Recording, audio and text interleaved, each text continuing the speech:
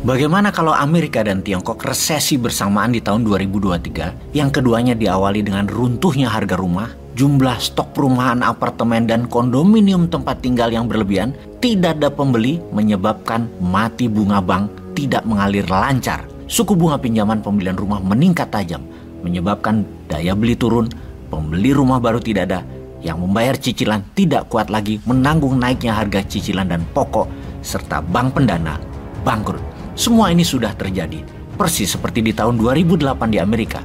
Namun kali ini terjadi di dua negara besar, yaitu Tiongkok dan Amerika terkena imbasnya. Mereka sedang bermasalah, terkena masalah properti dan keuangan yang parah. Penting bagi kita untuk menyadari apa yang akan terjadi pada dunia di tahun 2023, di mana hal ini bukan ramalan, namun kita hanya membaca data, melihat fakta. Juga kita mengingatkan sisi positifnya, bahwa banyak bilioner lahir di era kegelapan ekonomi. Jauh lebih cepat bilioner baru lahir di masa krisis daripada bilioner tercipta di masa ekonomi normal. Ini catatan penting untuk New Mind menjadi para bilioner baru. Demikian juga banyak negara menjadi besar karena menyalip di tikungan ketika negara lain roboh karena inflasi, karena resesi, atau karena perang. Di tahun 98 sampai tahun 2000 muncul banyak bilioner baru di Indonesia dan juga di dunia. Juga di tahun 2008 dalam krisis subprime mortgage tersebut. Dan di krisis 2003-2004 dunia ini harusnya membuat Indonesia menjadi negara besar. Dan Anda sahabat New Mind jadi bilioner semua. Sekarang kita bahas lebih detail dan kita bukakan solusi untuk New Mind ambil kesempatan. Ada 3 hal yang parah yang akan terjadi di tahun 2023 yang kalau kita tidak antisipasi, jangankan warganya menderita. Sebuah negara bisa jadi negara gagal dan ambyar pemerintahannya kalau tidak bisa baca dan tidak bisa melakukan antisipasi. Hal pertama yang parah adalah efek dari peristiwa di tahun 2020 di mana 4 negara besar melakukan printing money untuk memberi stimulus kepada negaranya. Total 4 negara tersebut mencetak uang, mata uang masing-masing yang kalau didolarkan nilainya sejumlah 35 triliun dolar. Ini sebuah tindakan gila karena cetak uang untuk create demand itu salah besar. Mereka adalah negara Tiongkok 8 triliun dolar, Amerika 20 triliun dolar, Jepang 4 triliun, dan Inggris 3 triliun dolar. Inilah yang menyebabkan inflasi besar di Inggris pada saat ini. Inflasi besar di Amerika dan Tiongkok. Hanya Jepang yang tidak terlalu besar inflasinya saat ini, tapi tidak tahu kalau tahun depan. Tetap tingginya harga minyak, crude oil dan BBM dunia karena OPEC Plus yang berpihak pada Rusia memainkannya. Ini akan kita jelaskan di tempat yang lain segera. Semuanya mengakibatkan daya beli turun, harga-harga tinggi, produksi turun, dunia masuk ke vicious circle. Oke, sebentar kita terangkan apa itu vicious circle. Vicious circle adalah sebuah kegiatan ekonomi yang memburuk, yang menular membuat keburukan lainnya. Keburukan beruntun, keburukan yang menarik ekonomi ke arah bawah. Seperti halnya sebuah kapal tenggelam.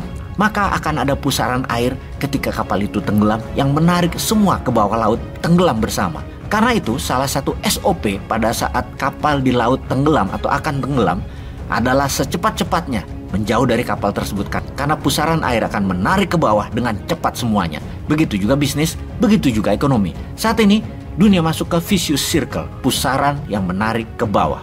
Seperti virus Wuhan di Tiongkok, kemudian menular ke Eropa, kemudian menular ke Amerika, dan akhirnya sampai juga ke Indonesia. Dan dalam masalah inflasi di awal tahun 2022 ini, pertama yang kena adalah negara-negara Afrika, kemudian negara-negara Amerika Latin, sekarang negara-negara Eropa, kemudian Amerika. Kata siapa tidak akan ke Indonesia? Jangan sampai kayak waktu COVID, pejabatnya dengan sombong mengatakan tidak mungkin COVID ke Indonesia karena kuat kita orang Indonesia, karena pada makan nasi kucing. Ada lagi yang mengatakan, Perdana Menteri Indonesia kalau nggak salah, yang mengatakan nggak mungkin masuk ke Indonesia karena pas musim panas virusnya mati. Ternyata masuk juga. Demikian juga inflasi tinggi yang telah terjadi di Indonesia, namun berita media massa ditutupi tidak boleh menyiarkan seperti ini. Siapa yang berani garansi inflasi tinggi, daya beli turun, kemudian tidak terjadi resesi di Indonesia? Ada sih pengumuman pejabat tinggi yang mengatakan pendapatan pajak Indonesia selalu naik, pertumbuhan ekonomi Indonesia naik 5%, kemudian inflasi hanya 4%, semua terkendali di Indonesia. Indonesia akan survive di tahun 2023, tidak terkena dampak inflasi dunia, tidak turun daya belinya, tidak ada resesi, walau seluruh dunia gelap. Benar begitu? Atau janji kampanye? Sepertinya ini hanya perkataan janji kampanye deh. Sungguh, kenyataan hidup itu tidak semanis janji kampanye. Ini realita ekonomi dunia. Pasti kena imbasnya resesi dunia ke Indonesia cepat atau lambat, dan bagaimana Indonesia mengantisipasinya. Yang ketiga, yang terakhir adalah Tiongkok pasti kena pukulan parah semodel subprime mortgage di tahun 2008 di Amerika. Mirip dan pasti terjadi.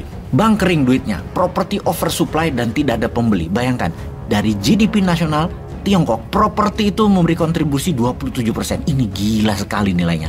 Hampir 4 triliun dolar per tahun nilainya. Dunia properti Tiongkok yang 4 triliun dolar itu sama dengan 20 kali APBN Indonesia, di mana evergreen saja sudah menyebabkan masalah senilai 400 billion dolar di Tiongkok, dan bank yang memiliki kredit macet hampir 1 triliun dolar dalam kurun waktu 2 tahun ini. Tiongkok kena lampu merah finansial sebentar lagi, dan solusinya bagi Tiongkok adalah bisa-bisa serang Taiwan kali ya. Amerika juga sama, kulang lagi masalah di mana pertumbuhan perumahan sudah di atas 20%, kebutuhan perumahan di Amerika, dan karena strong dolar, suku bunga antar bank naik, kredit naik, mortgage loan naik, rakyat nggak bisa nyicil karena naiknya suku bunga pinjaman, dan 26% yang kredit rumah di Amerika sekarang ada gejala akan macet. 10% sudah macet, jadi bisa 35% macetnya. Dan ini bisa membuat subprime terjadi lagi seperti tahun 2008, kedua kalinya di Amerika. Jadi kalau disimpulkan 3 masalah besar dunia, yaitu uang beredar hasil printing money untuk penanganan COVID membuat inflasi, tingginya harga BBM dunia membuat strategi menaikkan suku bunga bank tidak berhasil, malah menurunkan daya beli. Hancurnya dunia properti akan menghancurkan sistem keuangan dua negara, Tiongkok dan Amerika. Apa yang Indonesia harus lakukan untuk menjadi negara yang mengambil peluang atas lemahnya dua negara besar tersebut?